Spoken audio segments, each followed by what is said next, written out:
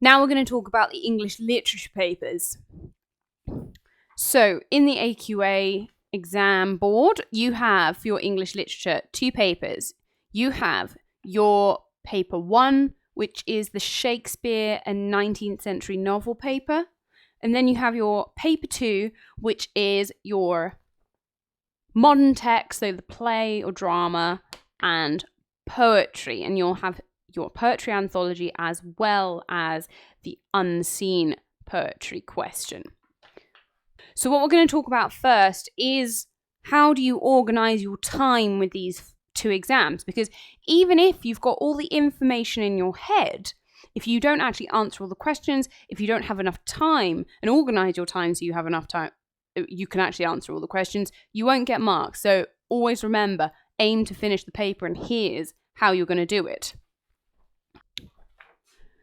So the English Lit paper 1 is broken up into these stats. So English paper 1, you have a total of 105 minutes, which is 1 hour and 45 minutes. You have a section A and you have a section B. You do have 4 marks for AO4, and that's to do with your spelling, grammar and punctuation, but also the structure of your language. Have you actually articulated yourself well? Have you developed an argument, a consistent and logical argument? Have you used reasoning, etc.? It's your writing skills.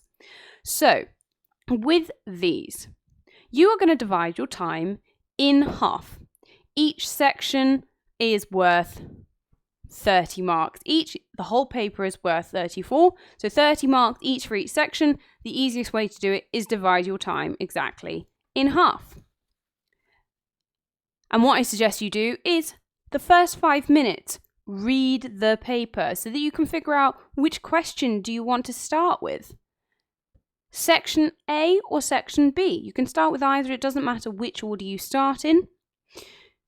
Your 5 minutes of reading time is also when you can read the question. Find out what you are being asked. Then, when you're reading the text, because you're given an excerpt from your text, you can write notes. You can highlight things. You can say, okay, here are my ideas, and just jot them down as you're reading through the text, so that when you then go to start the section, start your 50 minutes of writing time, you spend the first 5 to 10 minutes brainstorming and planning. You must, of those 50 minutes of section A and section B, allocate the first 5 to 10 minutes. I've said 10 minutes here because you could spend 10 minutes brainstorming and planning what you do, so that when you are writing your essay, you don't get lost, so that you can make sure that your argument in your essay writing is coherent and logical, so that your examiner can follow through really easily. You do not know when your examiner is going to mark your paper. And examiners have a lot of papers to write. Think about it. They have papers from all over the country. So you don't know if your paper is going to be last thing on the worst day they're having. Maybe they're feeling ill and they've just got a pile of papers that big or more to mark. Maybe you're the last one on a pile of really bad papers. If they're in a bad mood, they're going to mark your paper worse. Hopefully not, but they're only human. Or if your paper is first thing on the day, first one of the day, they're feeling really fresh, you've got no idea whether it'll be a bad day or a good day for them, whether they've had a really tiring day or a really restful day. You've got no idea. So what you need to do to give yourself the best chance of getting good marks is make sure you finish the paper and make sure you plan so that you can create something worth reading and something that the examiner can just go tick, tick, tick, tick, tick. You want to make it easy for them to give you marks. So don't make your life difficult by making your examiner's life difficult. So let's talk about English Literature Paper 2, because that's slightly different. Okay, so your English Literature Paper 2, you have a total of 2 hours and 15 minutes, which is 135 minutes. You have Section A, you have Section B, and you have Section C. So, Section A is worth 34 marks. 4 of those marks are AO4, so that's SPAG and basically marks for your writing skills. Have you done it logically, clearly, well reasoned argument? Have you included evidence, etc.? And that is for your modern prose or drama. Section B is for your poetry anthology, and that is 30 marks. And you have one question for section B, one question for section A.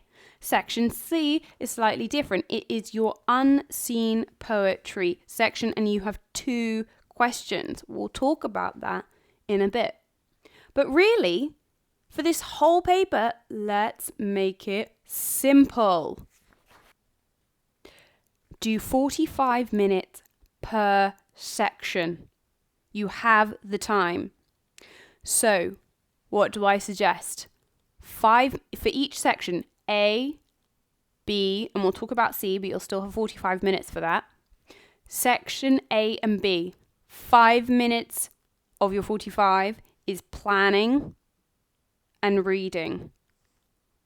40 minutes is writing. Give yourself the time to do that. You could even go up to 10 minutes and spend 35 minutes writing. That is absolutely fine. So 5 to 10 minutes planning and reading and making sure you know what you're going to write. Then 35 to 40 minutes writing. Spend no more than 45 minutes on each section. If you come to 45 minutes and you haven't finished, move on to the next section. Now let's talk about Section C, which is a bit different.